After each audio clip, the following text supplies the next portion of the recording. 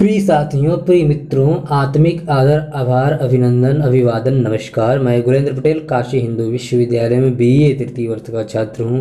आज अपने सहपाठी साथी दृष्टिबाधित एवं दिव्यांग सहपाठी साथियों के लिए हिंदी का आदि काव्य स्वरूप एवं विकास पर विस्तृत अध्ययन करने जा रहे हैं। चलिए समझ लेते हुए हिंदी का आदि काव्य स्वरूप एवं विकास का अध्ययन करते हैं। उससे पहले मैं आप सभी से साहित्यिक सहृदय सभी निवेदन करता हूं कि यह वीडियो मैं खास करके दिव्यांग एवं दृष्टिबाधित विद्यार्थी साथियों के लिए ही बनाया हूं, तो कृपया आप उन्हें अवश्य शेयर कीजिएगा। ठीक, चलिए समझ लेते हुए आते हैं टॉपिक पर। हिंदी इकाई 2, हिंदी का आदि काव्य।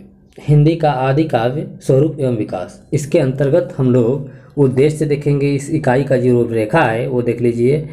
पहला है उद्देश्य, प्रस्तावना देखेंगे, भूमिका, आदि काव्य, अर्थ और स्वरूप देखेंगे, आदिकालीन परिस्थितियाँ देखेंगे, आदिकालीन काव्य का स्वरूप देखेंगे, आदि काव्य की प्रतिनिधि रचनाएं देखेंगे, आदि काव्य की प्रतिनिधि रचनाएं देखेंगे। पृथ्वीराज रासो, विशल देव रासो, ढोला मारू राहु दुहा, विद्यापति की कविता, अमीर खुसरो की कविता, आदि काव्य की साहित्यिक प्रवृत्ति, ऐतिहासिक काव्य, श्रृंगारिक काव्य, लौकिक काव्य। ठीक, आदि काव्य की शिल्पगत विशेषताएं, कथात्मक शैली और कथात्मक रूढ़ियाँ, गेयता, कथ्य रूप, भाषा, सारांश देखेंगे, शब्दावली, उपयोगी पुस्तकें, बोध प्रश्नों के उत्तर जानेंगे। ठीक, चलिए समझ लेते हुए उद्देश्य पर आते हैं हम लोग। उद्देश्य उद्देश्य उद्देश्य ठीक,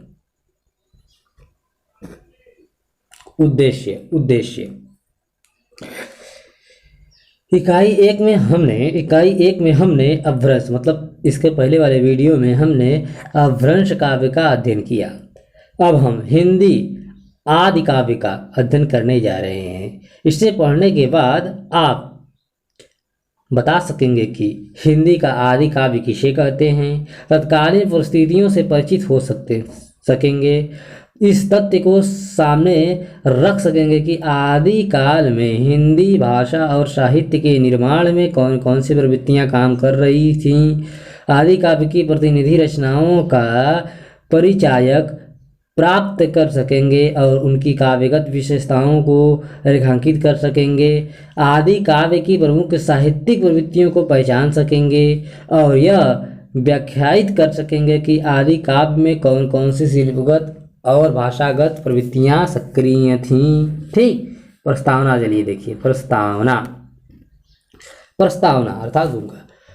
पूर्ववर्ती इकाई में 10वीं शताब्दी के पहले की साहित्यिक गतिविधियों की चर्चा की गई है, अर्थात पहले वीडियो में हम लोग अपभ्रंश साहित्य की चर्चा किए हुए हैं।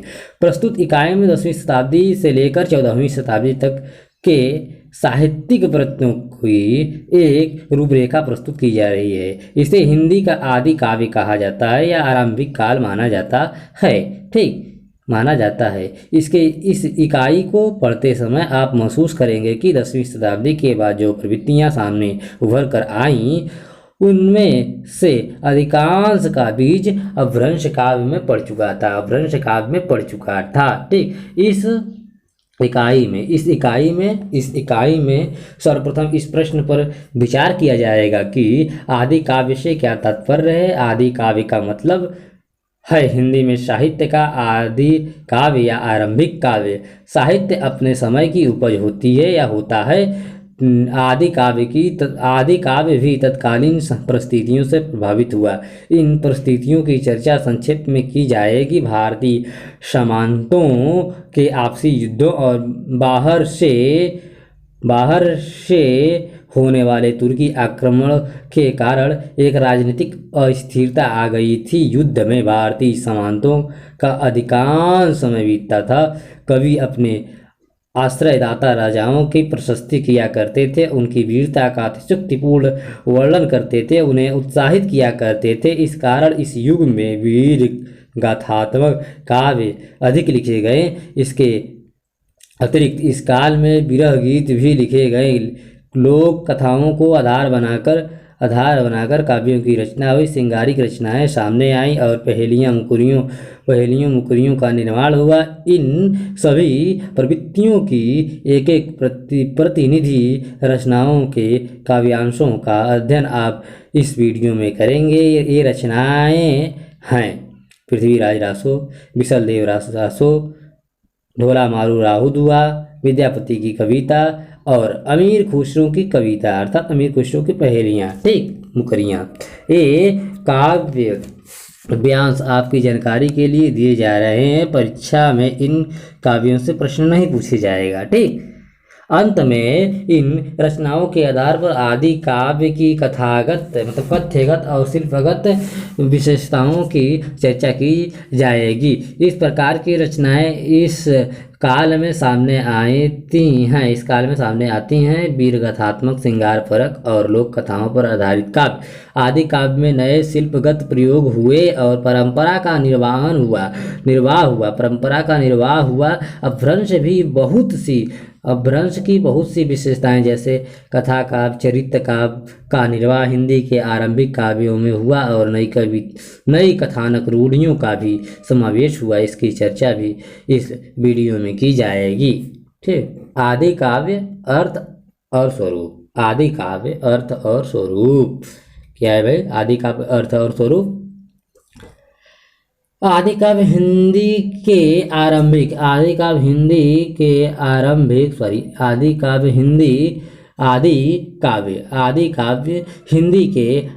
काव्य के पर्याय के रूप में प्रयुक्त हुआ है। हिंदी साहित्य के प्रारंभिक चरण को आदि काल अर्थात 10वीं शताब्दी से लेकर 14वीं शताब्दी तक का समय सीमा को हम लोग आदि काव्य के अंतर्गत मानते हैं। आदिकालीन साहित्य को मतलब समय सीमा मानते हैं। इसी कारण इस काल में रचे काव्य को आदि काव्य की संज्ञा दी गई है। आदि काव्य को वीरगाथात्मक काव्य भी कहा गया है क्योंकि इसमें वीर प्रधान काव्यों की जो संख्या है और वो अन्य की अपेक्षा ज़्यादा है, ठीक। क्योंकि इस काल में वीर रस से ओतप्रोत काव्य रचने की प्रवृत्ति प्रबल रही है। लेकिन इस युग में केवल वीर काव्य ही नहीं लिखे गए बल्कि श्रृंगार परक रचनाएं भी सामने आईं और लोक कथाओं पर आधारित काव्य भी लिखे गए। इसके अतिरिक्त सिद्धनाथों का रहस्यात्मक काव्य भी इस युग में रचा जा रहा था। वस्तुतः हिंदी साहित्य की विभिन्न प्रवृत्तियां की शुरुआत इस युग में हुई। उनका विकास परवर्ती युगों में हुआ। यही कारण है कि इस युग को आदिकाल और इस युग के काव्य को आदि काव्य की संज्ञा दिया गया या कहा जाता है, ठीक। आदिकालीन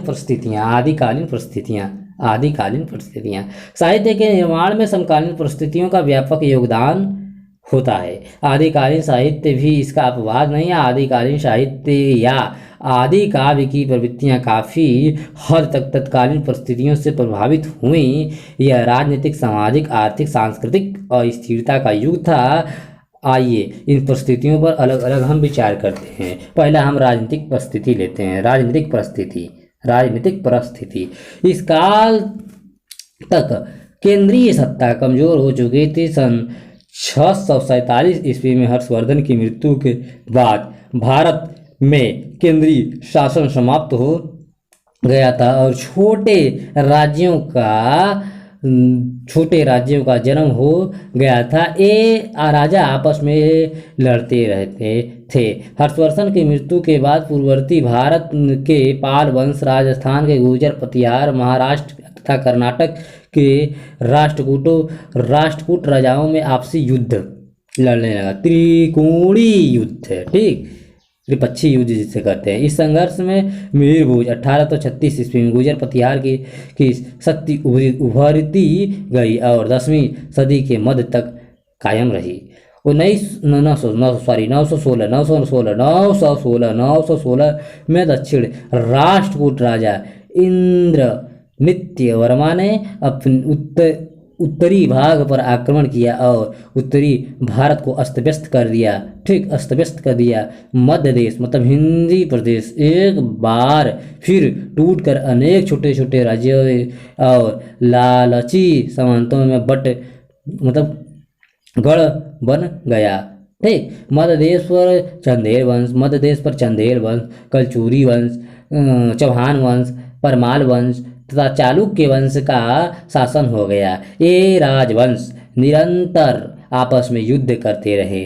राजनीतिक एकता की कमी के इसी वातावरण में तुर्कों के आक्रमण हुए। गजनी के जिन तुर्क सुल्तानों ने भारत पर आक्रमण किए उनमें हैं मोहम्मद गजनी सन मोहम्मद गजनी कब आता है? तो मोहम्मद गजनी में भारत पर 997 से लेकर 1030 तक प्रमुख था। ठीक, भारत पर उसने कई बार आक्रमण किए तथा मध्य देश के राजाओं को परास्त किया। कन्नौज के गढ़वाल वंश तथा दिल्ली अजमेर के चौहान वंश की शक्ति को जयचंद तथा पृथ्वीराज चौहान ने कायम न रख सके। ठीक, जयचंद और पृथ्वीराज चौहान कायम न रख सकते। ठीक, तुर्क अफगान शासक मोहम्मद गौरी ने इस देश को रौंद डाला और सेनापति कुतुबुद्दीन ऐबक को भारत में नियुक्त कर दिया। इधर देश गुलाम वंश मतलब 1206 से लेकर 1290 ईस्वी तक, खिलजी वंश 1290 से 1320 तक, तुगलक वंश 1320 से 1414 ईस्वी तक, सैयद वंश 1414 से 1451 ईस्वी तक आदि उभरते और अस्त होते गए। घोर अराजकता मारकाट का यह काल हिंदी साहित्य का आदि काल कहलाता है। इस काल में अनेक अंतर्विरोधी धाराएं जिसमें वीर और श्रृंगार, कर्मकांड और कर्म, जाति पाति, धर्म, अवतार, ऐतिहासिकता आपस में टकरा रही थीं। ठीक, सांस्कृतिक धार्मिक सांस्कृतिक धार्मिक परिवेश में धर्म संप्रदाय की चेतना और दार्शनिक धाराएं उमड़ रही थी। वेदांत, बौद्ध, जैन मत की भिन्न प्रांतों में विभिन्न शाखाएं दिखाई देने लगी। मंत्रयान मतलब वही महायान और वज्रयान आदि उभरे। स्त्री संभोग और स्वर्ग की धारणा में तंत्र, मंत्र और हठ योग तीनों ने मैथुन को या महासुखवाद को बढ़ावा दिया। अवसर पाकर शैव, शाक्य, वैष्णव आचार्यों ने अनेक मतों सिद्धांतों का प्रचार किया। शाक्त मत में बुद्ध को शिव के रूप में योगी बना दिया गया। शाक्तों ने शैव और तंत्रगत को मिलाकर ब्रह्म और शक्ति को एक कर लिया। फलतः नारी का शक्ति रूप यहाँ प्रमुख हो गया। इस काल का साहित्य इन्हीं प्रवृत्तियों का प्रतिनिधित्व करता है। पूजा, स्वर्ग, देवता, स्त्री पुरुष, शरीर स्थित चक्र, शास्त्र, धर्म, मंत्र, मुद्रा, साधन, उपासना, जादू, ध्यान, योग आदि सभी पर बौद्धों, शाक्तों के चिंतन की अमीर छाप पड़ी। आदिकाल के साहित्य में इस छाप के अनगिनत उदाहरण मिलते हैं। ठीक, सामाजिक परिस्थितियाँ। ठीक, इस काल का सामाजिक संगठन धर्म से प्रभावित था। इसमें वर्ण व्यवस्था को पुनः स्थापित किया गया। ब्राह्मणों का शिक्षा पर एकाधिकार हो गया। भोग, युद्ध, लूट पाट का यह युग सामंतवाद का विकृत स्वरूप लेकर खड़ा हुआ। इस कारण इस युग में वीरता और श्रृंगार को आधार बनाकर अधिकांश काव्य रचे गए। ठीक, आदिकालीन काव्य का स्वरूप राजनीतिक, सामाजिक, सांस्कृतिक अस्थिरता के वातावरण में हिंदी साहित्य का निर्माण हो रहा था। आदिकालीन राजनीतिक अस्थिरता का सीधा प्रतिफलन वीरगाथात्मक काव्य है। भारतीय राजा आपस में लड़ रहे थे, तुर्कों का भी आक्रमण हो रहा था। राजाओं का ज़्यादा समय लड़ाई या युद्ध के मैदान में वीरता दिखाते हुए बीतता था। ठीक, वे अपनी प्रशंसा सुनना चाहते थे। कवि अपने आश्रयदाता राजाओं की बढ़ा चढ़ा कर प्रशंसा करते थे और उनका उत्साह बढ़ाते थे। इस प्रकार वीर गाथात्मक कवियों की रचना हुई। कवियों ने राजा की वीरता के साथ साथ उनकी उनकी केली क्रीड़ाओं का भी वर्णन किया है। केली क्रीड़ाओं का भी वर्णन किया है। युद्ध और प्रेम से युक्त ऐसे काव्यों को रासो काव्य कहा गया है। रासो काव्य की सबसे प्रमुख कवि कृति पृथ्वीराज रासो है। विसल देव रासो रासो काव्यों में अपवाद है।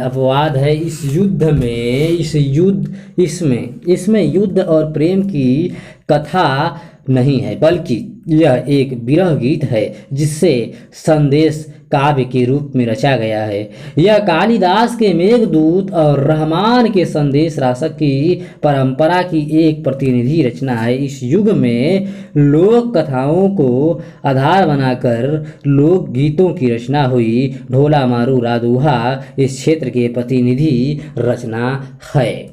रासो काव्य और ढोला मारू राहु दूहा पर राजस्थानी का प्रभाव स्पष्ट है। इसमें ब्रज का भी पुट है। यह भाषा आदिकालीन पश्चिमी हिंदी का प्रतिनिधित्व करती है। आदिकाल में पूर्वी हिंदी का प्रतिनिधित्व मैथिली करती है। इस भाषा के प्रमुख कवि विद्यापति हैं। आदिकाल में खड़ी बोली हिंदी की रचना हो रही थी। यह दिल्ली के आसपास की हिंदी थी जिस पर अरबी फारसी का प्रभाव स्पष्ट है। अमीर खुसरो की काव्य भाषा इसका जीवंत प्रमाण है। ठीक, इस युग में एक तरफ हिंदी भाषा का निर्माण हो रहा था, दूसरी तरफ जैन नाथ और सिद्ध अपभ्रंश भाषा में अपनी रचनाएं प्रस्तुत कर रहे थे। अतः इस काल की हिंदी पर अपभ्रंश का प्रभाव देखा जा सकता है। ठीक, बोध प्रश्न देखिए, निम्नलिखित विकल्पों में से सही उत्तर को आप लोगों को छांटना है, बस बताना है कि कौन सा सही है। चलिए, आदिकाल का रचना काल कब से कब तक है? आदिकाल का रचना काल कब से कब तक है?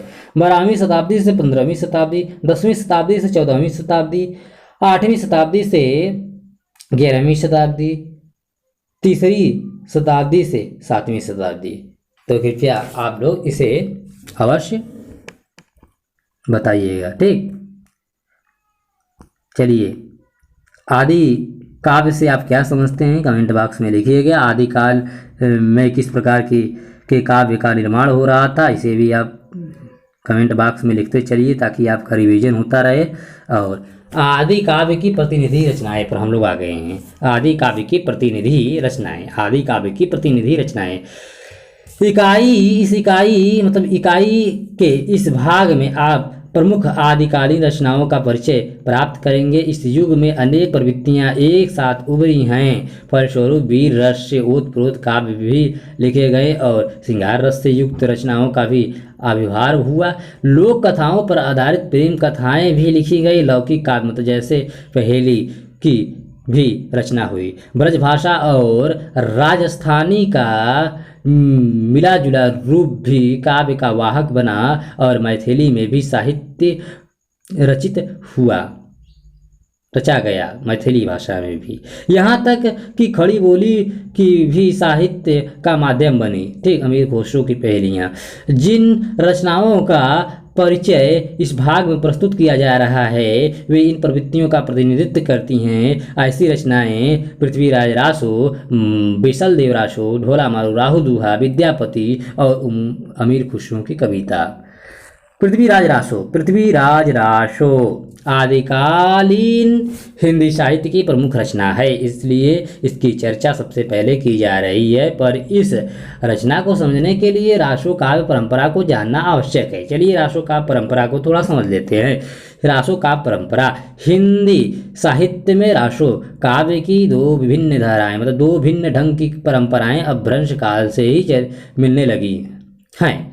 नृत्य गीत परक रासो काव्य परंपरा, नित्य गीत परक रासो काव्य परंपरा, छंद वैविध्य परक रासो काव्य परंपरा। ध्यान में रखने की बात यह है कि रासक एक प्राचीन नृत्य है, रासक एक प्राचीन नृत्य है, बाद में यह नाट्य रूपक में बदल गया। चलिए पहला गीत देखते हैं। गीत नृत्य परक रासो परंपरा में सैकड़ों रचनाएं मिलती है, किंतु विशल देव रासो को छोड़कर शेष रचनाएं प्राय एक ही ढंग से लिखी गई हैं। इस परंपरा की कृतियों में सबसे प्राचीन जीन दत्त सूरी की रचना उपदेश रसायन मानी जाती है। इस कृति का रचना काल तो आश्रयदाता है, किंतु अनुमान यह है कि यह कृति सन 1143 ईस्वी के आसपास की होगी। यह रचना चौपाई छंद में है, चौपाई छंद में है और 32 छंद में समाप्त हो जाती है। कवि ने इसे रसायन कहा है। दूसरी रचना शालिभद्र जिनसन सूरी के उपदेश रसायन, अब शालिभद्र सूरी की रचना भरतेश्वर बाहुबलीराज, इसकी रचना तिथि सन 1184 ईस्वी दी गई है। इस परंपरा में शालिभद्र सूरी की बुद्धिरास, श्री आसगु की जीव दया रास, चंदन बाला वही महावीर स्वामी की जो उपासिका थी, ठीक। धर्म सूरी की जम्बू स्वामी रास, मंडलिक के पंथड़ रास आदि का उल्लेखनीय स्थान है। छंद वैविध्य परक रासो परंपरा के अंतर्गत मंजूरास प्रथम रचना है। इसके रचयिता का नाम अज्ञात है। यह प्रेम और युद्ध कथा पर आधारित रचना है। इसी परंपरा में संदेश रासक, चंद्रवरदाई कृत पृथ्वीराज रासो, सारंगधर कृति हमीर रासो, जल्लड़ कवि का बुद्धि रासो, जगनिक का परमाद रासो अर्थात आलाखंड आदि काव्यों की गणना की जाती है। ठीक, पृथ्वीराज रासो को हम लोग अब अध्ययन करेंगे। पृथ्वीराज रासो आदिकाल के प्रतिनिधि कृतियों में कवि चंद्रवरदाई कृति अर्थात रचित पृथ्वीराज रासो का महत्व सर्वोपरि है। चंद नामक भाट पृथ्वीराज चौहान का दरबारी कवि था। पूरी कृति दरबारी काव्य परंपरा की प्रशस्ति मूलक रूढ़ियों से भरी पड़ी है।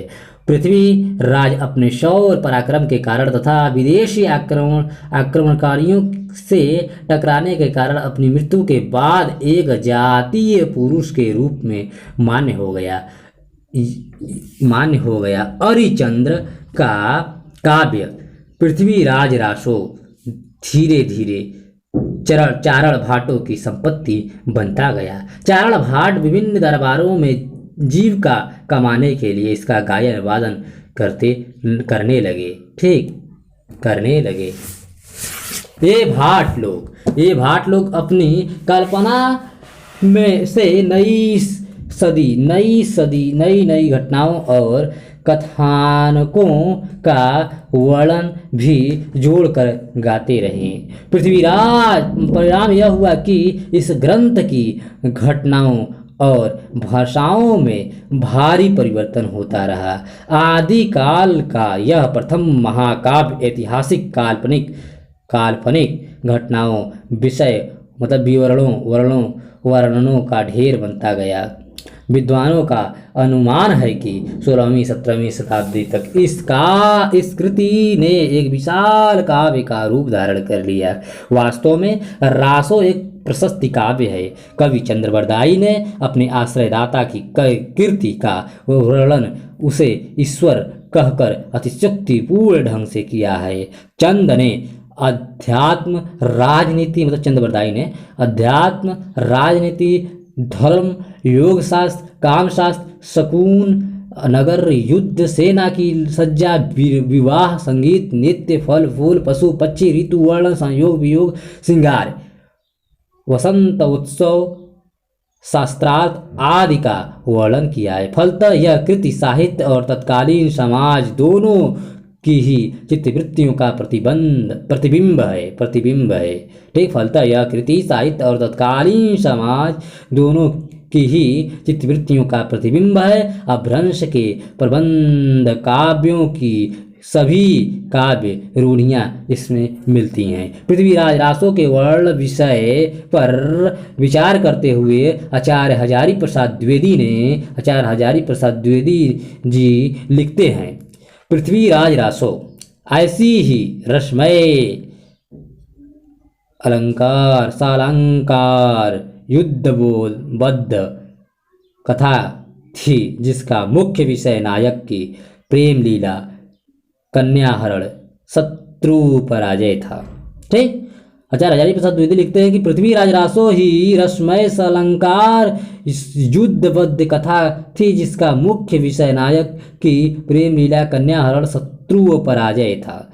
ठीक, वस्तुतः पृथ्वीराज रासो का मुख्य विषय यही है। इसमें युद्ध की पृष्ठभूमि में रोमांस का चित्रण किया गया है, चाहे वह इच्छिनी विवाह का प्रसंग हो या शशि व्रता से या संयोगिता से संबंधित प्रसंग। तीनों ही अवसर पर राजा युद्ध करके अपनी प्रिया को जीतता है या हरता है। कवि की कुशलता इस बात में है कि उसने युद्ध का प्रसंग लाकर प्रेम के प्रसंग को और भी अधिक गहरा और मार्मिक बना दिया है। तलवार चमक रही है, घोड़े अपने हाथियों की सेना आपस में लड़ रही हैं। घोड़े और हाथियों की सेना आपस में लड़ रही हैं। कन्नौज में भयंकर युद्ध चल रहा है। पृथ्वी राज संयोगिता के महल के नीचे मछलियों को मोती चुगा रहे हैं। देखिए एक जीवंत उदाहरण पृथ्वीराज रासो से। भूलऊ नृपति रंग तहि युद्ध विरुद्ध सहु, मुगति मीनु मुनि लहती जू लसहदह। नृप पृथ्वी राजा रासो उस रंग मतलब क्रीड़ा में अपने को और उसी प्रकार जयचंद के से विरोध और युद्ध को भूल जाता है। मछलियों मतलब मीनू के लिए जब वह जल में मोती छोड़ता है तो 10 लाख मतलब लस्यदह 10 लाख मछलियाँ उनको खाने के लिए दौड़ती हैं। इधर पृथ्वीराज राज मछलियों को मोती खिला रहे हैं, जयचंद युद्ध की तैयारी कर रहे हैं। अब जयचंद की युद्ध की तैयारी देखिए, एक उदाहरण। भूलऊ रंग नृपति इहि पंग चढ़ोदय पुट्ठी, सुनि सुंदरी वर वज्जन चढ़ी अवासह उठे। नृपति पृथ्वीराज इधर इस खिलवाड़ में डूबा हुआ था, उधर पंग मतलब जयचंद घोड़े की पीठ पर चढ़ा और सुंदरी वह सुंदरी संयोगिता मतलब वाद्यों को सुनकर उठकर आवास मतलब महल की छत पर चढ़ गई।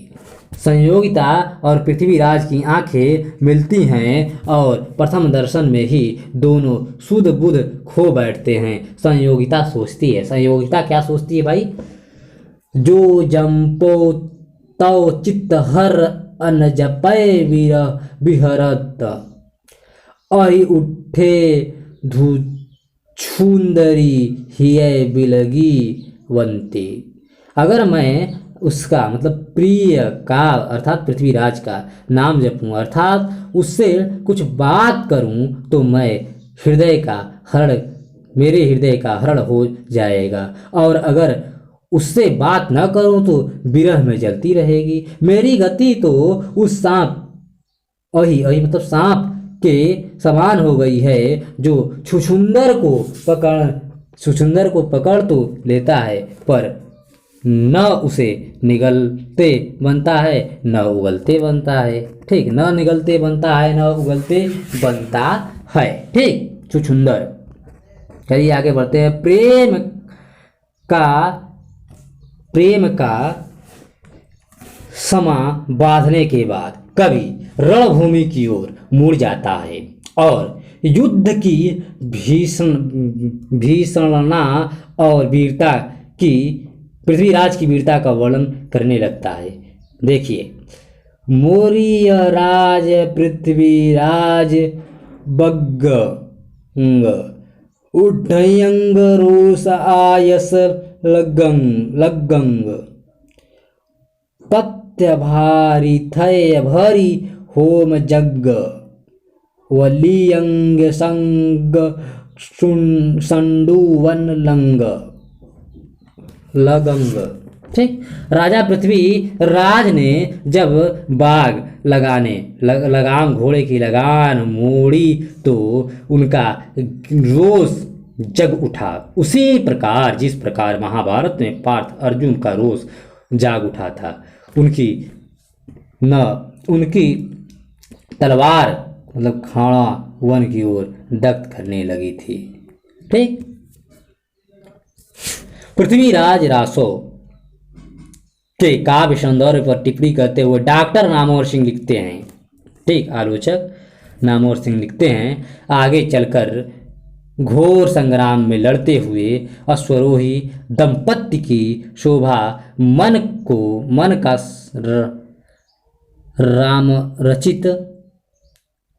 रामारचित कर देती है। दाम्पत्य प्रलय का प्रफुष्टन कर्म क्षेत्र में ही होता है, जहाँ युगल हृदय एक दूसरे को सहयोग देते हैं हुए परस्पर श्रम शक्ति मुख देखते चलते हैं। इस प्रकार युद्ध और प्रेम का सुंदर समन्वय पृथ्वीराज रासो में है। पृथ्वीराज रासो की भाषा ब्रज भाषा और राजस्थानी का मिला जुला है, पर राजस्थानी का प्रभाव ज़्यादा है। चंद्रबरदाई ने छप्पय छंद का सुंदर उपयोग इस महाकाव्य में किया है। ठीक, अब हम लोग बिसलदेव रासो पर आ गए हैं। बिसलदेव रासो के विषय में थोड़ा चर्चा कर लेते हैं, अध्ययन कर लेते हैं। ठीक, बिसलदेव रासो पृथ्वीराज रासो में जहाँ वीर और श्रृंगार दोनों ही पक्षों का बड़ा ही सुंदर समन्वय किया गया है, वहीं बिसलदेव रासो में श्रृंगार पक्ष की प्रधानता है और खासकर वियोग श्रृंगार की। ठीक,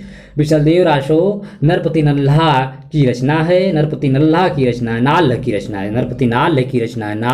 रचना है। इसका रचनाकाल 1155 ईस्वी माना जाता है। यह एक विरह काव्य है जिसमें बिसलदेव की रानी का विरह वर्णन प्रस्तुत किया गया है। संक्षेप में इसकी कथा इस प्रकार है। भोज परमार की पुत्री राजमती का विवाह अजमेर के चौहान बिसलदेव तृतीय से संपन्न होता है। विवाह के तुरंत बाद ही राजा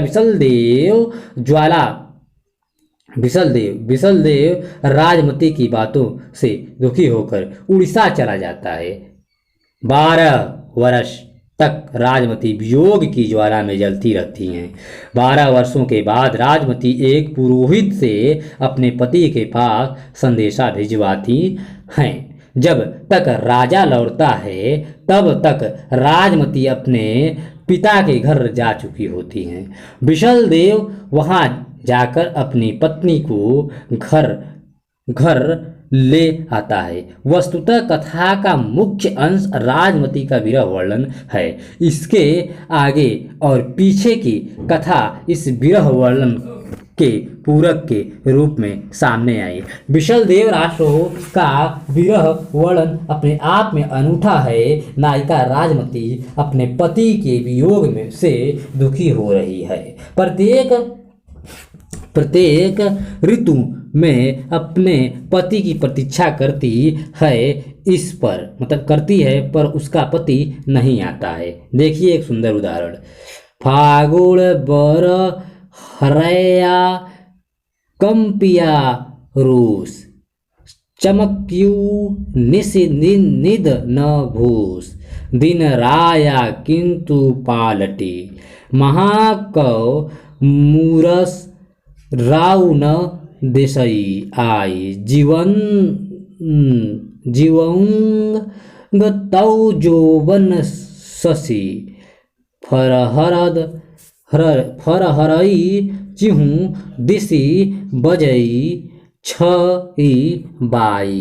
फागुन में जोरों की हवा चल रही है। फागुन में जोरों की हवा चल रही है, वृक्ष रोज मतलब रुख कांप रहे हैं। नायिका का चित्त बिजली के समान चमक रहा है, अर्थात चित्त चंचल है। न रात में नींद आती है, न भूख लगती है। दिन रंगीन हो गया है, ऋतु परिवर्तन हो गई है, पर मेरा राजा मुझे देखने नहीं आता है। बिरहणी का चित्र स्थिर नहीं है, अतः उसके मन में एकाग एकाग विचार आता है और वह अपनी जानती है अमर अगर उसका सौंदर्य न रहा हो, पति के लौटने या न लौटने का कोई अर्थ नहीं रह जाता। नायिका पुरुष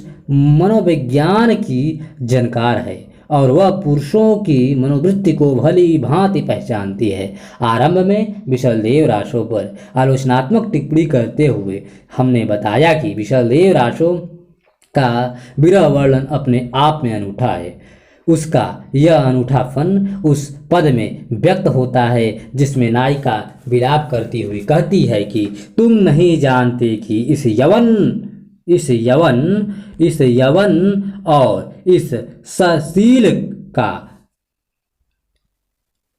याचास रखने के लिए मुझे कितना संयम रखना पड़ा, और यह केवल इसलिए कि मैं उच्च कुल में पैदा हुई हूँ।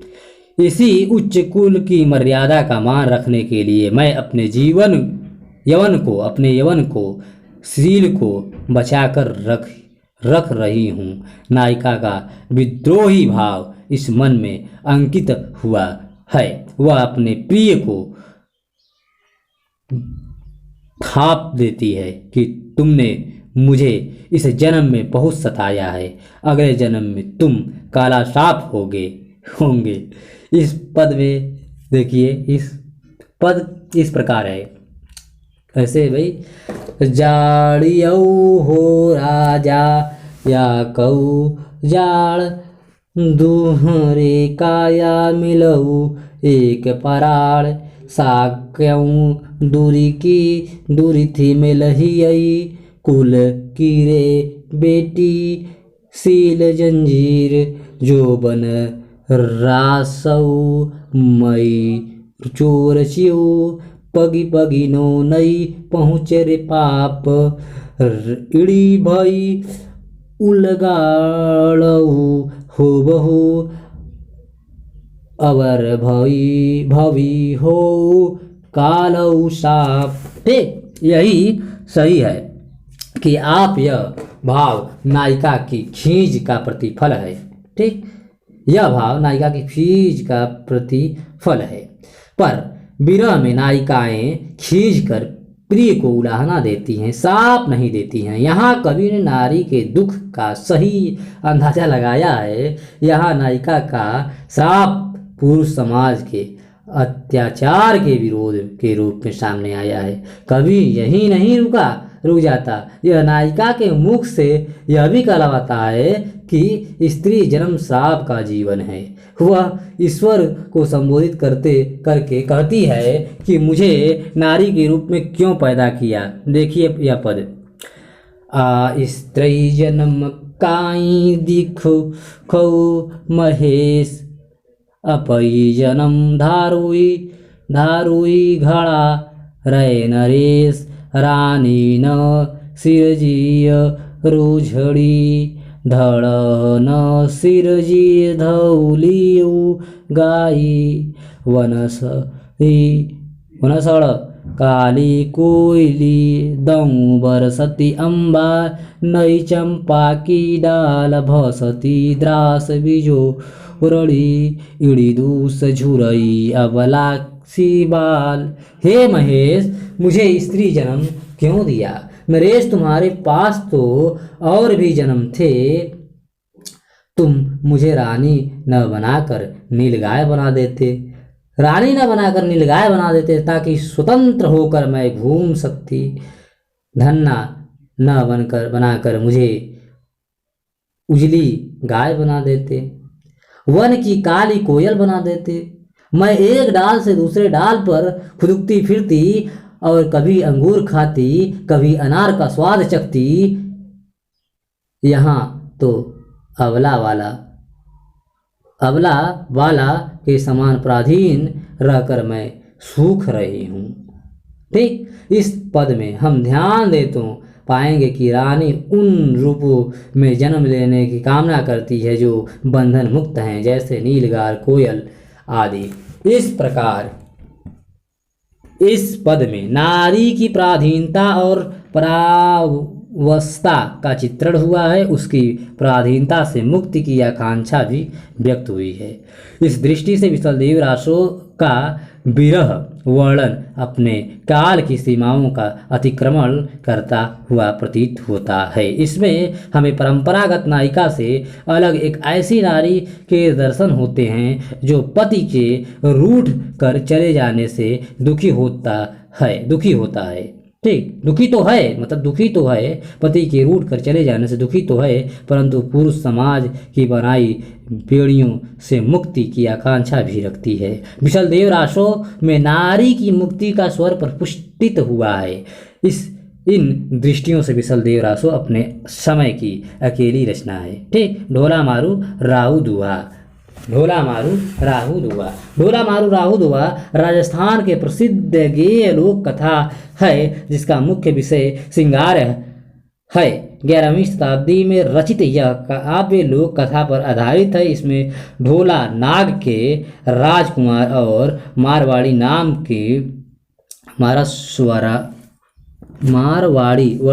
नाम की राजकुमारी की प्रेम कथा वर्णित है। कछहवा वंश के राजा नल के पुत्र ढोला का विवाह पुगल के राजा पिंगल की लड़की मारवाड़ी से होता है।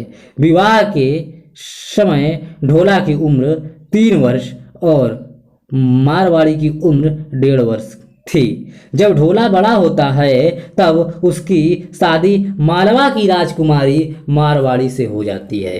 मारवाड़ी को जब यह खबर मिलती है तो वह बहुत दुखी होती है। वह ढोला के पास अपना विरह संदेश भेजती है। मारवाड़ी के कारण लंबे समय तक ढोला को वह संदेश नहीं मिल पाता, किंतु अंत में मारवाड़ी अपने उद्देश्य में सफल हो जाती है और दोनों का मिलन होता है। आइए ढोला मारू दुहा के दोहे के माध्यम से इस काव्य की विशेषताओं को समझते हैं। कवि ने मारवाड़ी के सौंदर्य का चित्रण करते हुए एक उच्च आदर्श का सहारा लिया है। ऋतुकालीन नायिकाओं के रूप वर्णन एवं मारवाड़ी के रूप वर्णन में आसमान जमीन का फर्क है। ढोला मारू राहु दुहा के नायिका वर्णन की तुलना रामचरितमानस के सीता वर्णन से की जा सकती है। तुलसीदास ने सीता के सौंदर्य का वर्णन करते हुए समय जिस मर्यादा का ख्याल रखा है, वहीं मर्यादा मारवाड़ी के सौंदर्य चित्रण में भी दृष्टिगोचर होती है। एक जीवंत उदाहरण देखिए, दृष्टव्य है। गति गंगा मति सरस्वती सीता शील सुभाई, महीना सर हर मारुई अवर न दूजी काई, नमड़ी खमड़ी बहुगुड़ी सुकोमलो जुसुकच्छ, गोरी गंगा निर्ज्यू मन गर्भी तन अच्छ, रूप अनुपमा रुबी सगुड़ी नयन सुचंग, साधड़ ईड़ मरी परी परी राखी जई, जीन शिव मश तक गंग। ठीक, अर्थात जिसकी पतित पावनी गंगा के समान गति है, सरस्वती के समान निर्मल मति है और सीता के समान शील स्वभाव है, जो विनयशील समाशील कोमल स्वभाव की और आत्मगौरव शालिनी है, ऐसे श्रेष्ठ रमणी को पुरुष यदि गंगा गंगा को शिव की तरह आदर सहित मस्तक पर स्थान दे दे तो अपना सौभाग्य ही समझना चाहिए। नारी का यह सौंदर्य वर्णन उस कलुषित रीतिकालीन सौंदर्य वर्णन से कहीं श्रेष्ठ है, जिसमें स्त्री सौंदर्य को पुरुष के विलास और वासना तृप्ति का साधन मात्र बना दिया गया है। ठीक, रीतिकालीन में। ठीक, इस सौंदर्य चित्रण के बाद कवि ने मारवड़ी के विरह का मार्मिक वर्णन किया है। यह विरह वर्णन स्वाभाविक है। बादल उमड़ आए हैं। मारवड़ी के हृदय में इसी समय ढोला का चित्र बस जाता है। अपनी तुलना बादल से करती हुई मारवड़ी कहती है कि बादल तो अपनी ऋतु में ही बरसता है, परंतु हमारे नेत्र नित्य बरसते रहते हैं। देखिए जीवंत उदाहरण। उनमें आई बदली डोलऊ आयऊ चित्य यो बरसई ऋतु पड़ी नयड़ी हमारे नित्य। मारवड़ी के हृदय की स्थिति निम्नलिखित दोहे में भी व्यंजित होती है। चहुदी से दामनी सघन घन पीऊ तजी तीर बार मारू मर चा तग मय पीऊ पीऊ करत पुकार। ठीक, चातक वही पीऊ पीऊ कर रहे हैं। ठीक, पपिया की बात हो रही है यहाँ पर। चारों दिशाओं में बादलों के बीच घनी बिजली चमक रही है। ऐसे समय में प्रीतम ने मारवड़ी को छोड़ दिया है। वही मारवड़ी मानो मरकर चातक हो गई है, अब प्यूं प्यूं की पुकार कर रही है। ठीक, ये दोहों को पढ़ते हुए अपने आप ने महसूस किया होगा कि इनमें कहीं भी विरह बनावटी नहीं दिख पड़ता है। यहाँ न नायिका विरह में इतनी दुबली हो गई है कि उसे ढूंढने के लिए बिस्तर को झाड़ना पड़ता है, न ही नायिका विरह में इतनी तप रही है कि उसके घर के बगल से गुजरते समय गीले कपड़े पहनकर निकलना पड़ता है। इस प्रकार के चमत्कारपूर्ण दोहे विरह को हास्य पद बना देते हैं। ढोला मारू राहु दुहा का विरह इस दोष से मुक्त है। इसका विरह वर्णन स्वाभाविक है, जो इसका बहुत बड़ा गुण है। विरह के बाद मिलन का अवसर आता है। अंत में ढोला पुगल पहुंचता है और मारवड़ी का हृदय अपने आप में नहीं है। मारवड़ी अपने आंतरिक सुख और हर्षोल्लास की सीमाओं को प्रकट करती है।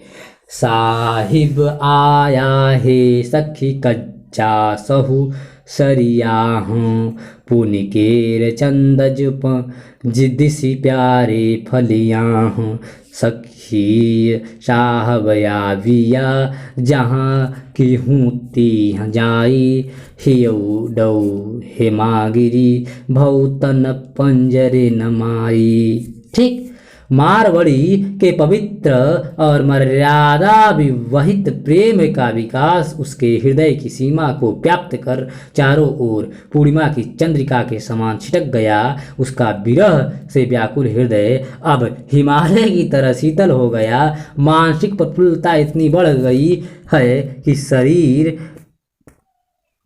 पंजर में नहीं समाता।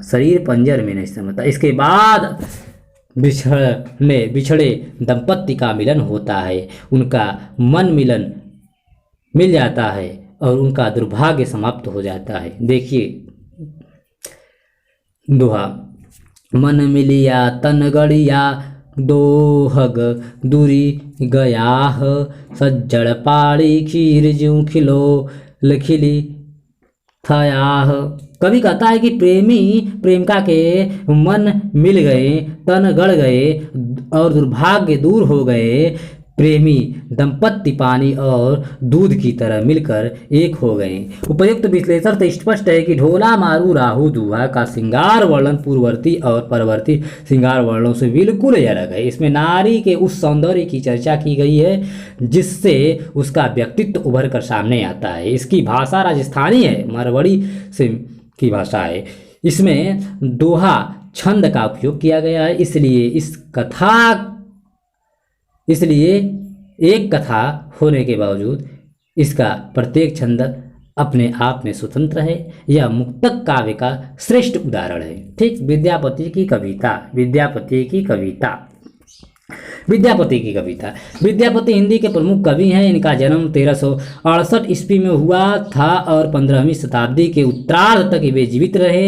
ये तिरहुत के राजा कीर्ति सिंह के दरबार में रहा करते थे। कीर्ति सिंह की वीरता का व्याख्यान विद्यापति ने कीर्तिलता में किया है। विद्यापति की भाषा के दो नमूने हमें मिलते हैं। एक भाषा हुआ जिसमें कीर्तिलता और कीर्ति पताका का लिखी गई है। इससे विद्यापति अवहट्ट कहते हैं अर्थात पुरानी हिंदी। अपनी भाषा की ओर संकेत करते हुए विद्यापति लिखते हैं। क्या लिखते हैं? देसियल बयना सब जन मिठा ते तैसन जंपो अवहट्टा। अर्थात देसी भाषा सबको मीठी लगती है, इससे वैसे ही अवहट्ट मतलब देसी मिश्रित अपभ्रंश में अपनी रचना प्रस्तुत करता हूँ। विद्यापति की एक भाषा वह है जो अपभ्रंश और पूर्वी बोली मतलब मैथिली के मिलने से बनी है। पूर्वी बोली अर्थात अपभ्रंश और पूर्वी मतलब मैथिली के मिलने से बनी है, जैसे कीर्ति लता और कीर्ति पताका की भाषा। इसकी एक वानगी देखिए, एक दृष्टांत देखिए। अनेक बाजी तेजी तजी साजी सजी अनिया पय में पय कमे ही जासु नाम दीप दीपे जनिया विशाल कंद चारु बंद सती रुव सोहड़ा तलप हाथी लागी जागी सत्तु सेड़ खोहड़ा। बहुत से तेज ताजी जाति के घोड़े मतलब बाजी सजा कर लाए गए। पराक्रम में जिनका नाम द्वीप दीपांतर में विदित था। विशाल कंधे सुंदर बंद मतलब पिछला भाग। वे शक्ति स्वरूप और शोभन थे।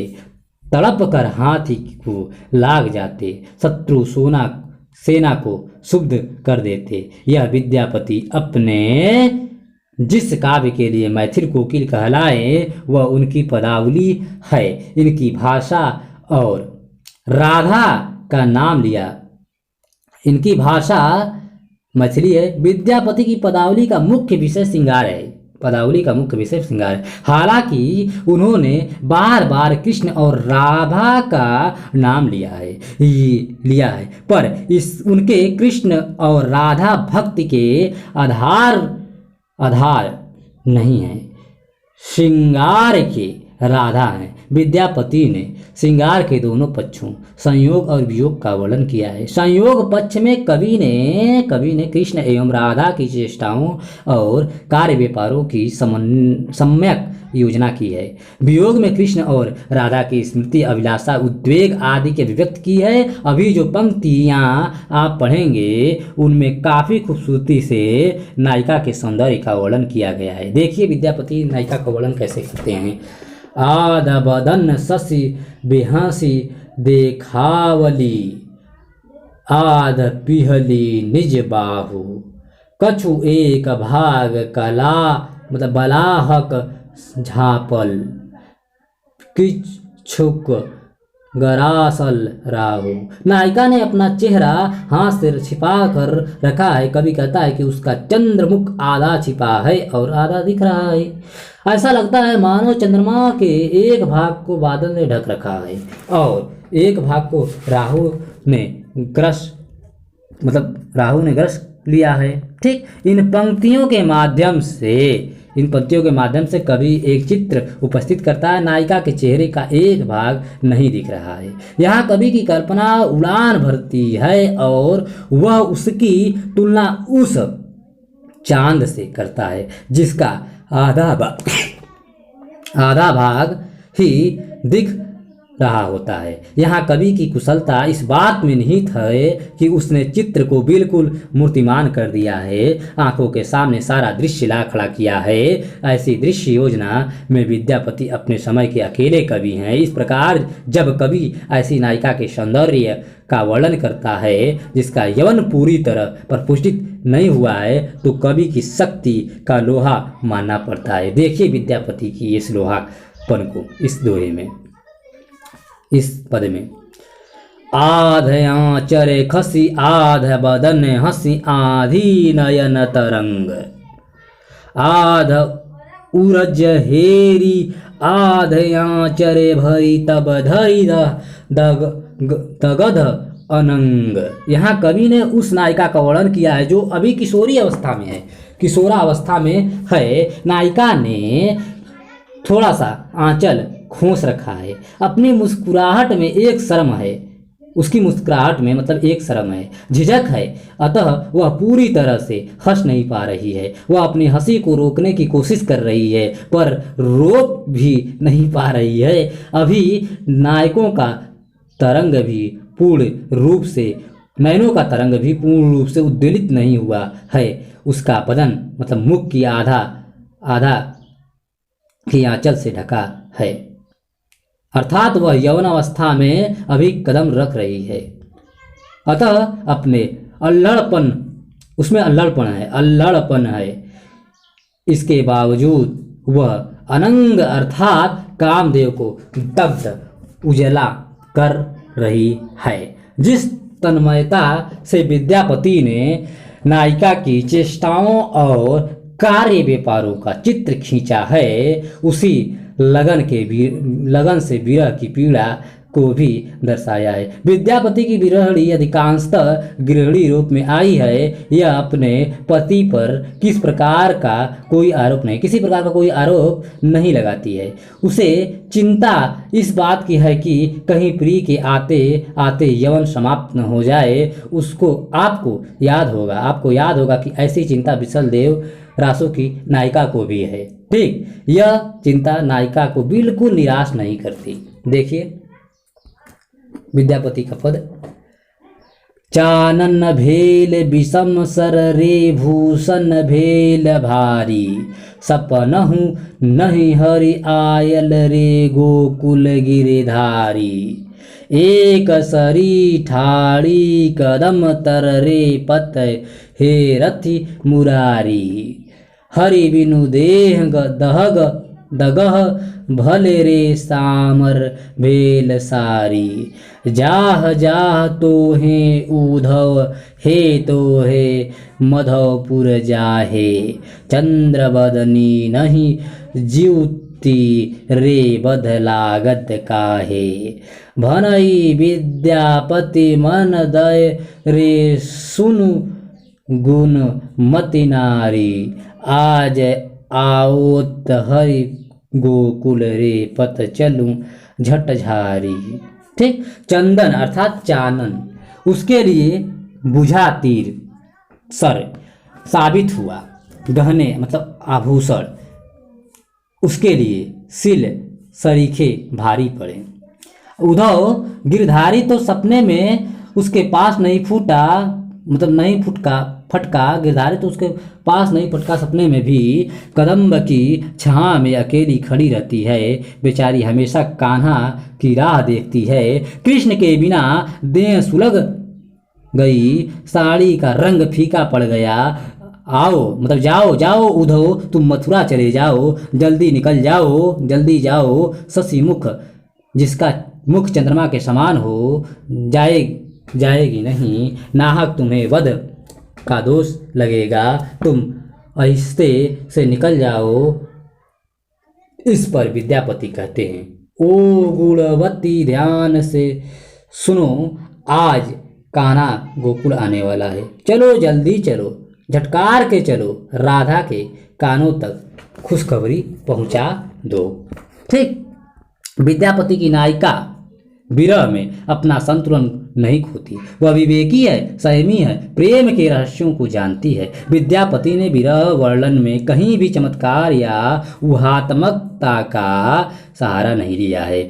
या कि नायिका के विरह का इतना सुंदर और संयमित चित्रण हिंदी का दूसरा कवि नहीं कर सका। विद्यापति लोकगीतों के परंपरा के महत्वपूर्ण कवि हैं। लोकगीतों के परंपरा के महत्वपूर्ण कवि हैं। उनके गीत अपनी मार्मिकता के लिए प्रसिद्ध है। विद्यापति के गीतों में लोक जीवन का रस मिला हुआ है। ये गीत गेयता के गुण से संपन्न है। इनके गीतों की दूसरी विशेषता है सहजता और स्वाभाविकता। बाद में भक्ति काल के कवियों ने गीत काव्य की इस परंपरा को आगे बढ़ाया है। चलिए अमीर खुसरो की कविता को भी देख लेते हैं थोड़ा अध्ययन। अमीर खुसरो आदिकाल के प्रमुख कवि हैं। अमीर खुसरो आदिकाल के प्रमुख कवि हैं। आचार्य रामचंद्र शुक्ल के अनुसार अमीर खुसरो 1293 के आसपास रचना आरंभ की। उन्होंने दिल्ली के आसपास की जुबान में कविता लिखी। 13वीं शताब्दी में काव्य की भाषा ब्रज भाषा से प्रभावित थी, पर बोलचाल में खड़ी बोली का प्रयोग होता था। खुसरो ने ब्रज भाषा में कविता लिखी और खड़ी बोली में भी। उनकी ब्रज भाषा पर खड़ी बोली का प्रभाव स्पष्ट है। उदाहरण देखिए। उज्ज्वल वरन अधीन तन एक चित दो ध्यान, देखत में साधु है निपट पाप की खान। खुसरो रैन सुहाग की जेगी पी के संगा, तन मेरो मन पीऊ को दो भय एक रंगा। गोरी सवय सेज पर मुख पर डारे केस, चल खुसरो घर आपने रैन भई चहुदेश। ठीक, मोटे अक्षरों में छपे शब्द खड़ी बोली के शब्द हैं।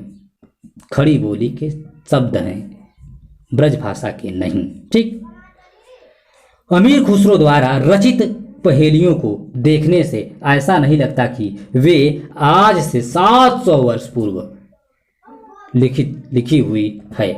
देखिए एक उदाहरण।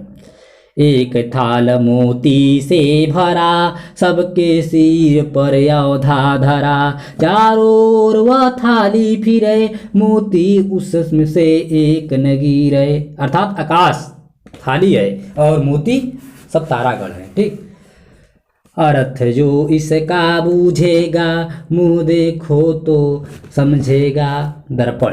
ठीक, ऊपर मोटे टाइप में जो अक्षर दिया गया है जिसे समझेगा इसका, ये सब क्या है भाई? खड़ी बोली के निखरे हुए रूप है। ठीक, पहली रचना की इस शैली का विकास हिंदी काव्य में नहीं हुआ, किंतु इसमें चमत्कार और कौतूहल की जो प्रवृत्ति देखने को मिलती है उसका प्रभाव ऋतुकालीन कवियों पर किसी न किसी रूप में अवश्य पड़ा होगा। बोधगम्य प्रश्न देखिए अब। पृथ्वीराज रासो के काव्य सौंदर्य पर टिप्पणी करें। अगर आपको पता है तो केवल एक टिप्पणी सौंदर्य पर हमारे कमेंट बॉक्स में बताइएगा। ठीक, चलिए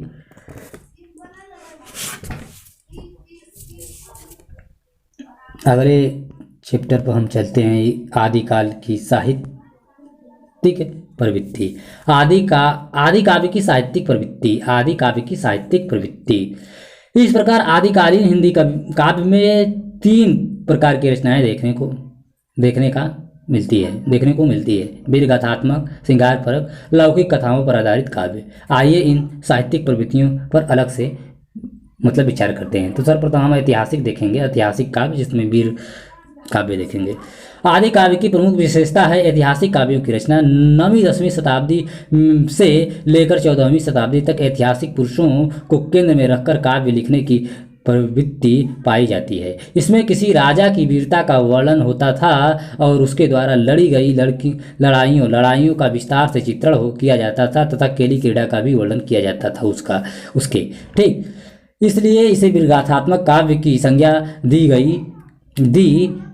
जाती है। इस काल के अधिकांश कवियों ने रासो नाम से वीरगाथात्मक काव्य लिखे हैं, मसलन पृथ्वीराज रासो, परमार रासो आदि। ठीक, आदिकालीन हिंदी ऐतिहासिक काव्य की एक प्रमुख विशेषता यह है कि इसमें ऐतिहासिक तथ्यों की ओर कवि ने ध्यान नहीं दिया है, कल्पना का उससे अधिक सहारा लिया है, काव्य निर्माण पर विशेष ध्यान दिया है। इस संदर्भ में आचार्य हजारी प्रसाद द्विवेदी कहते हैं। हजारी प्रसाद द्विवेदी का महत्वपूर्ण कथन देखिए इस संदर्भ में। ऐतिहासिक व्यक्तियों के नाम पर काव्य लिखने की प्रथा बाद में खूब चली, परंतु भारतीय कवियों ने ऐतिहासिक नाम पर नाम भर लिया। शैली उनका वही पुरानी रही, जिसमें काव्य निर्माण की ओर अधिक ध्यान था, विवरण संग्रह की ओर कम। कल्पना विलास का अधिक नाम था तथा निरूपण का कम। संभावनाओं की ओर अधिक रुचि थी, घटनाओं की ओर कम। उल्सित आनंद की ओर अधिक झुकाव था, विलसित तथ्यावली की ओर कम। ठीक, वस्तुतः इन कवियों ने इतिहास को अपनी कल्पना और की उड़ान का आधार बनाया। उसका मुख्य ध्यान राजा के विवाह, शत्रु विजय, जल क्रीड़ा आदि, केली क्रीड़ा आदि प्रसंगों के निर्माण में रहा। पृथ्वीराज रासो में चंद्रवरदाई ने कल्पना तथा तथ्य का सुंदर सामंजस्य उपस्थित किया है, पर इसमें भी कल्पना तथ्य पर ही हावी होती है। सिंगारिक काव्य आदिकाल में जो काव्य लिखा गया उसमें श्रृंगार वर्णन दो तरीके से सामने आता है। विगाथात्मक काव्य में प्रेम और युद्ध का साथ साथ चित्रण किया गया है। पृथ्वीराज रासो इसका उत्तम उदाहरण है। पृथ्वीराज रासो पर विचार करते हुए हमने पाया कि प्रेम का वर्णन युद्ध के फलक पर हुआ है, लेकिन आदिकालीन कविता के कुछ ऐसे भी उदाहरण हैं जिनमें अलग से नायक और नायिका के प्रेम का विरह चित्रण किया गया है। विशल देव रासो, विद्यापति की पदावली, ढोला मारू राहो दुआ, अमीर खुसरो का काव्य इसका जीवंत दृष्टव्य हैं।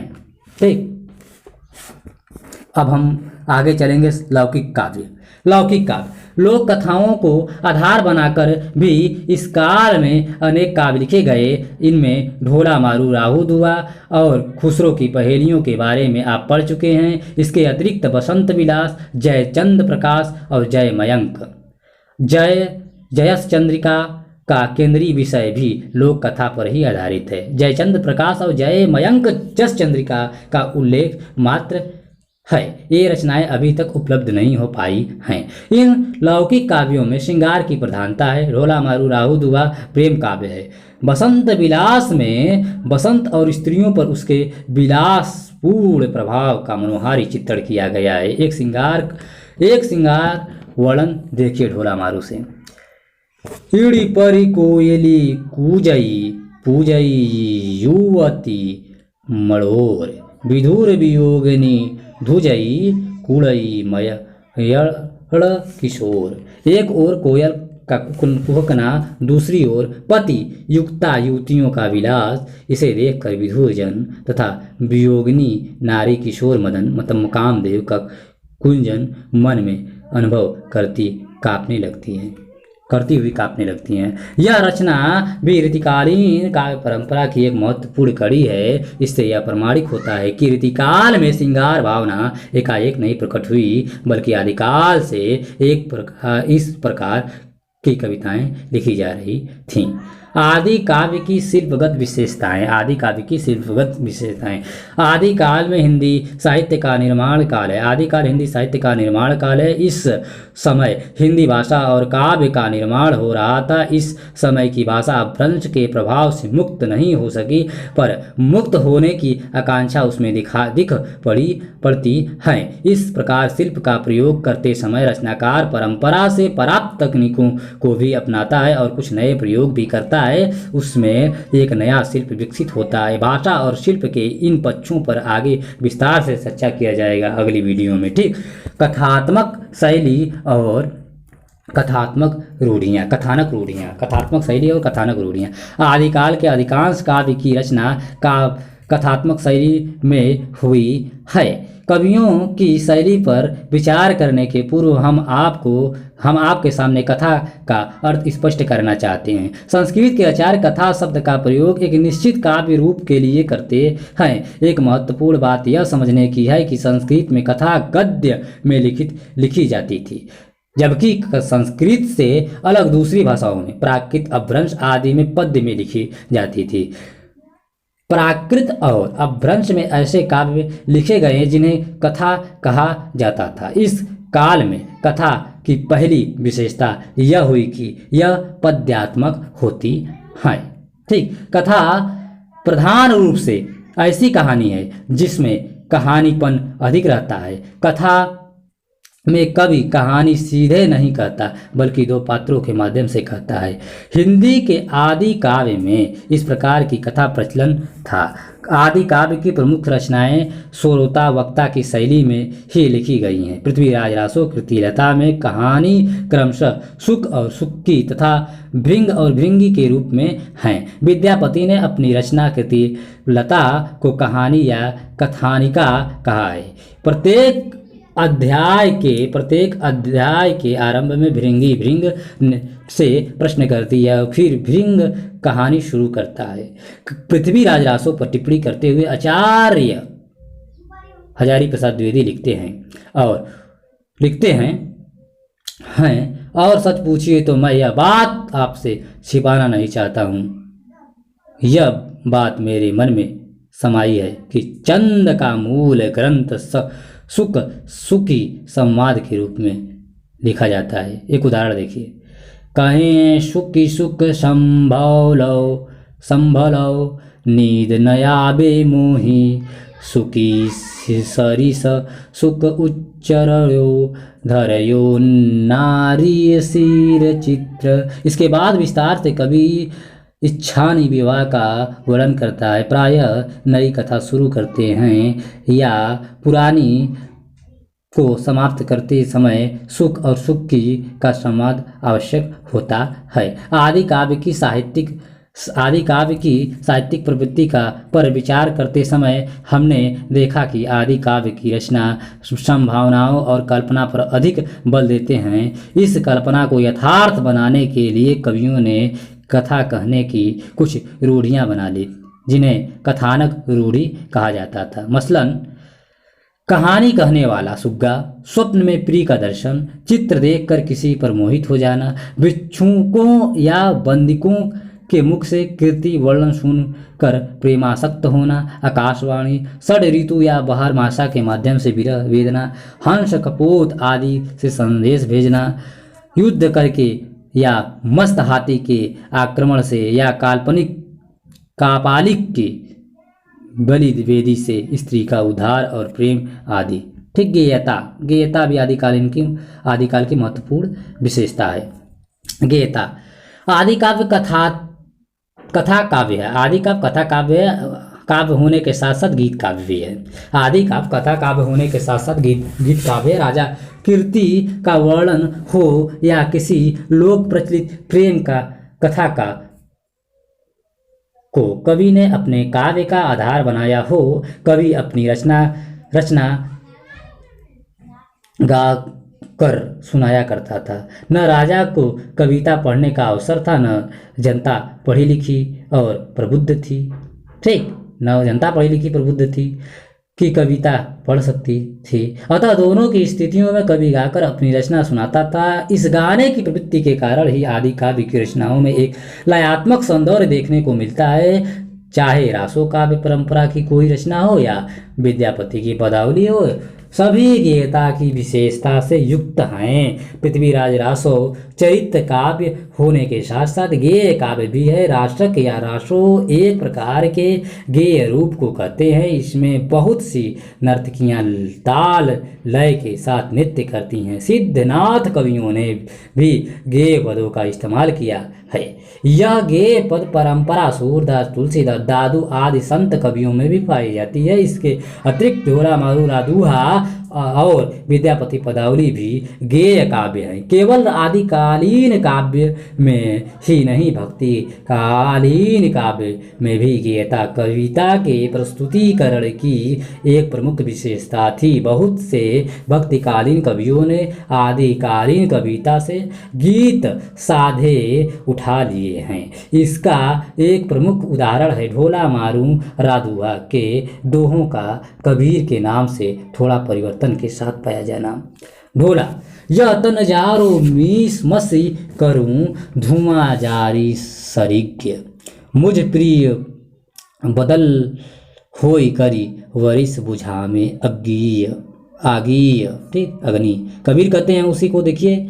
यह तन जालो मसी करो जसु धवाए धुआं जाए सरिज्ञ, मतिरे वे राम दया करें बरिस बुझावे अग्नि। वस्तुतः भक्तिकालीन संत ने जन साधारण में प्रचलित काव्य रूपों को अपने मत प्रचार का साधना बनाया। काव्य रूप, काव्य रूप, काव्य रूप मुख्य रूप से काव्य दो रूप में, प्रबंध काव्य और मुक्तक काव्य। प्रबंध काव्य में एक कथा होती है और इसका एक छंद दूसरे छंद से जुड़ा होता है। मुक्तक काव्य में कोई लगातार चलने वाली कथा नहीं होती है, उसका प्रत्येक छंद अपने आप में पूर्ण होता है।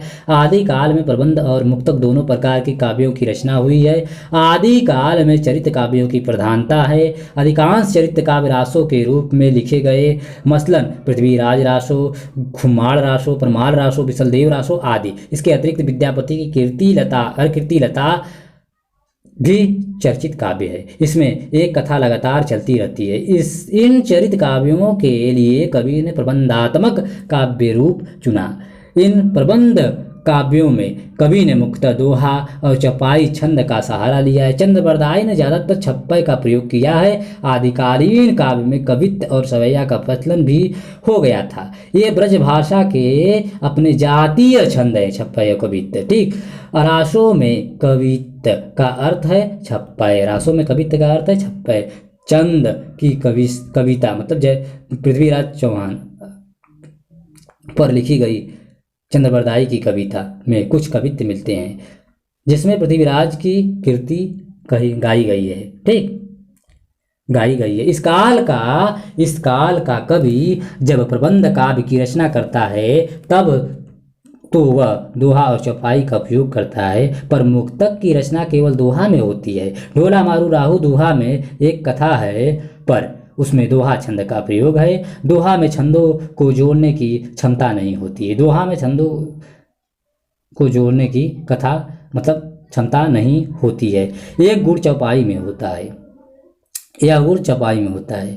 ठीक, इसीलिए इसे कथात्मक छंद भी कहते हैं। दोहा मतलब चौपाई को कथानक छंद भी कहते हैं। ढोला मारूरा दोहा में एक कथा होने के बावजूद उसके छंद अपने आप में स्वतंत्र हैं, पर यह अपवाद है। परिवर्तित भक्तिकाल और ऋतुकालीन कवियों ने भी मुक्तक काव्य के लिए दोहा और प्रबंध काव्य के लिए दोहा और चौपाई का प्रयोग किया है। कवित्त और सवैया का प्रयोग अधिकांशतः ब्रज भाषा में हुआ है। पृथ्वीराज रासों में छप्पय, रास या रासक, चौपई, चरी, दूहा आदि विभिन्न प्रकार के छंदों का विस्तार से वर्णन हुआ है। कभी कभी चंद्रबरदाई सोरठा, रोला, कुंडलियाँ, गाथा आदि छंदों का प्रयोग भी करते हैं। भाषा देख लीजिए, आदिकाल की भाषा। आदिकाल की भाषा आदि काव्य में शिल्प, काव्य रूप आदि पर विचार करने के बाद आइए हम विवेच्य काव्य की भाषा पर विचार करें। इस काल की काव्य भाषा अपभ्रंश और आधुनिक भारतीय आर्य भाषा हिंदी की ड्यूढ़ी पर खड़ी है। एक तरफ उस पर अपभ्रंश का प्रभाव है, दूसरी तरफ तत्सम शब्दों के योग से प्रवृत्ति बढ़ रही है। इसके अतिरिक्त स्थानीय बोलचाल की भाषा का योगदान भी नई भाषा मतलब हिंदी के निर्माण में कम नहीं है। इस प्रकार हिंदी के तीन भाषा रूप हमें इस काल में मिलते हैं। पहला पिंगल अर्थात पश्चिमी हिंदी, दूसरा खड़ी बोली, तीसरा पूर्वी हिंदी। पिंगल पश्चिमी हिंदी है, इसमें राजस्थानी और ब्रज भाषा का सम्मिश्रण है। पृथ्वीराज रासो, बिसलदेव रासो और ढोला मारू रादुहा इसकी प्रतिनिधि रचनाएं हैं। इस काल में खड़ी बोली हिंदी का प्रतिनिधित्व अमीर खुसरो की भाषा करती है। अमीर खुसरो ने ब्रज भाषा में भी अपनी कविताएं रची है। विद्यापति की रचना पूर्वी हिंदी का उदाहरण जिसमें मतलब मैथिली, ठीक, जिसमें लोक भाषा मैथिली का पुट है। इस संदर्भ में आचार्य रामचंद्र शुक्ल का कथानक दृष्टव्य है। देखिए, कहते हैं आचार्य रामचंद्र शुक्ल, खड़ी बोली बांगड़ू, ब्रज, राजस्थानी, कन्नौजी, वैश्वारी, अवधी इत्यादि रूपों और प्रत्ययों का परस्पर इतना भेद होते हुए भी सब हिंदी के अंतर्गत मानी जाती हैं। अतः जिस प्रकार हिंदी साहित्य बिसलदेव रासो पर अपना अधिकार रखता है, उसी प्रकार विद्यापति की पदावली पर भी। ठीक, बोधगम्य प्रश्न। आदिकालीन ऐतिहासिक काव्य की प्रमुख विशेषताओं का उल्लेख 5 पंक्तियों में आप हमारे कमेंट बॉक्स में कीजिए। आदिकालीन काव्य की 3 प्रमुख शिल्पगत और भाषागत विशेषताओं का उल्लेख हमारे कमेंट बॉक्स में आप कीजिए। ठीक, तो इस प्रकार प्यारे साथियों अब हम लोग सारांश पर आते हैं। सारांश सीधे देख लेते हैं कि हमने लोगों ने क्या क्या सीखा आज। ठीक, इस इकाई में आपने आदि काव्य की विभिन्न पहलुओं की जानकारी प्राप्त की। इस इकाई को पढ़ने के बाद आप बता सकते हैं कि आदि काव्य का तात्पर्य हिंदी की आरंभिक काव्य से है, जिसका रचना काल 10वीं शताब्दी से 14वीं शताब्दी तक फैला हुआ है। आदिकालीन हिंदी साहित्य का निर्माण जिस काल में हो रहा था वह राजनीतिक, सामाजिक और सांस्कृतिक अस्थिरता का काल था। ठीक, इस कारण इस काल में अनेक प्रवृत्तियां एक साथ उभरी। वीर काव्य भी लिखे गए, श्रृंगार परक रचनाएं भी सामने आई और अध्यात्म परक भी उभरे और अध्यात्म तथा उपने रहस्यात्मक काव्य का भी निर्माण हुआ। भाषा और शिल्प के क्षेत्र में भी अनेक प्रवृत्तियां दृष्टिगोचर हुई। अपभ्रंश में भी काव्य लिखा जाता रहा। देशी भाषा भी काव्य का माध्यम बनी। इस देशी भाषाओं जैसे राजस्थानी, मैथिली पर अपभ्रंश का प्रभाव स्पष्ट था। भाषा के साथ साथ इस काल में शिल्प के क्षेत्र में पुरानी परंपराओं का पालन हुआ और नए प्रयोग भी सामने आए। आदिकाल की इन प्रवृत्तियों का परिचय आपने पृथ्वीराज रासो, विशलदेव रासो, ढोला मारू राहु दुया, विद्यापति तथा अमीर खुसरो की काव्य के माध्यम से प्राप्त किया। शब्दावलियां कुछ देख लीजिए। ठीक, चरित्र काव्य अर्थात ऐसा काव्य जिसमें किसी व्यक्ति के चरित्र ही मुख्य रूप से विषय हो। पदावली, पद शैली में रचित काव्य को पदावली कहते हैं। पद शैली का मूल स्रोत लोकगीत है। ठीक, प्रायः पदों के साथ किसी न किसी राग का निर्देश मिलता है। रासक शैली, रासक एक प्रकार की गेय रूपक को कहते हैं। इसमें बहुत सी नर्तकियां ताल लय के साथ नृत्य करती हैं। धन्या मतलब पुण्यवान, शीलवान स्त्री। ठीक, इस प्रकार उपयोगी पुस्तकें देख लीजिए। द्विवेदी हजारी प्रसाद की जो हिंदी साहित्य का आदिकाल है, बिहार राष्ट्रभाषा परिषद, वहाँ उसको भी पढ़ सकते हैं। और नामवर सिंह की जो है हजारी प्रसाद द्विवेदी। ठीक, आचार्य हजारी प्रसाद द्विवेदी, नामवर सिंह, संक्षिप्त पृथ्वीराज रासो साहित्य। ठीक, भवना प्राइवेट लिमिटेड, इलाहाबाद। शुक्ल रामचंद्र, हिंदी साहित्य का इतिहास, काशी नगरी बुचाड़ी, मतलब आचार्य रामचंद्र शुक्ल की जो हिंदी साहित्य का इतिहास है वहाँ से भी आप देख सकते हैं। बोधगम्य प्रश्न देख लीजिए एक। 10वीं शताब्दी से 14वीं शताब्दी के बीच हिंदी में लिखे गए काव्य को आदि काव्य कहते हैं। यह हिंदी का प्रारंभिक काव्य है। ठीक, वीर काव्य पृथ्वीराज रासो आदिकालीन काव्य है। इसमें पृथ्वीराज चौहान की वीरता का वर्णन किया गया है, पर इस काव्य का सौंदर्य इस तथ्य में निहित है कि इसमें युद्ध और प्रेम का चित्रण एक साथ किया गया है। युद्ध की विभीषिका के बीच प्रेम का कोमल पौधा फूटा है। पृथ्वीराज रासो एक गेय चरित्र काव्य है। राजा की स्तुति गाकर सुनाने की परंपरा के अनुरूप ही पृथ्वीराज रासो की रचना हुई। अतः इसमें एक ऐसी कथा है जिसमें गीत काव्य के गुण भी है। इस काव्य में वीर और श्रृंगार रस की सम्मिश्रण है। इसकी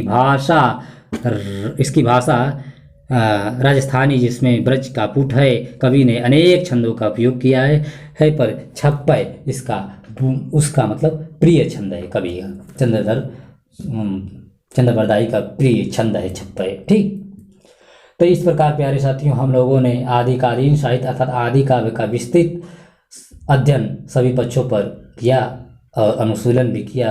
अध्ययन और अनुशीलन इस वीडियो के बाद और अच्छा से किया जाएगा। तो प्यारे साथियों आप सभी से साहित्यिक सहृदय सविनय निवेदन है कि आप इस वीडियो रिकॉर्डिंग को हमारे दृष्टिबाधित एवं दिव्यांग साथियों को अवश्य शेयर करें। तो ठीक, दृष्टिबाधित और दिव्यांग साथियों के लिए यह रिकॉर्डिंग किया हूँ मैं। आत्मिक धन्यवाद, बहुत बहुत धन्यवाद। और प्यारे साथियों आपसे एक बात और बता देना चाहता हूँ कि हम लोगों ने पिछली वीडियो में अपभ्रंश का विस्तृत अध्ययन किया है। वहाँ से अपभ्रंश को आप देख सकते हैं तथा विद्यापति और अमीर खुसरो को समझना आया था आप हमारे प्ले लिस्ट में जाइए, वहाँ पर कई प्रोफेसर वक्तव्य दिए हुए हैं विद्यापति पर और अमीर खुसरो पर तथा आदिकालीन साहित्य पर भी। ठीक, बहुत बहुत धन्यवाद।